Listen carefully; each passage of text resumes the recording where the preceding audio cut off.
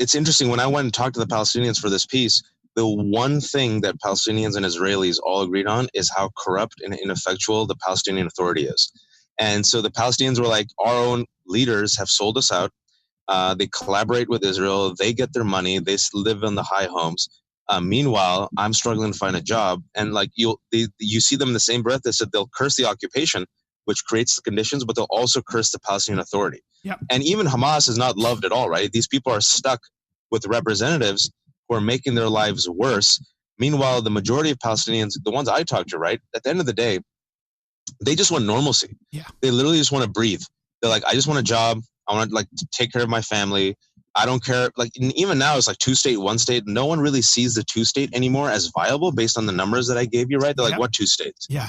And then with the U.S., the United States, under this very extreme administration, especially David Friedman, the ambassador. I don't know if you guys followed the Donald Trump's ambassador to Israel is his former bankruptcy attorney who helped him with this failed real estate in Atlantic City. Yeah, a real humanitarian and a guy I'm sure who's a real mensch, this guy. Yeah, and really, I'm sure very, very ensconced in the history of Israel and Palestine, and very diplomatic. Actually, no, to be honest, though, and very, very balanced. Oh yeah, very balanced. I mean, he's so extreme. He makes Benjamin Netanyahu look like a dove. and no, seriously, because David Friedman is all for the settlements. He was the co-president of Americans for Beit El, a very controversial settlement. Yep. He is against. He's for the settlements. He's for the occupation. He considers it Judea and Samaria, the biblical name. Yeah. He called fellow Jews in America J Street, like who are liberal Zionists. Yeah. He said that they're capos, collaborators with the Nazis because they're against the occupation. Yep. And the reason why I brought him up is he's the one who's for the move, which already happened, of the U.S. Embassy to Jerusalem, which is there's a reason why other countries don't do it and Republican and Democratic administrations don't do it. But this administration did it.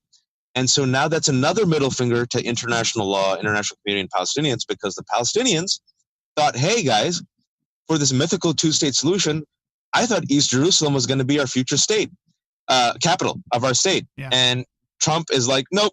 And so what happens with extremism is, especially what happened last month, if people are paying attention to what happened in Gaza, where 110 Palestinians were shot and killed, including 15 kids with the March of Return, overwhelmingly unarmed civilians, right?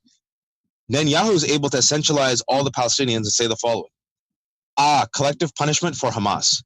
So all of them become Hamas. Hamas then says, see, we're the ones defending Palestinians from this murderous apartheid regime that no matter what we do will always suffocate you.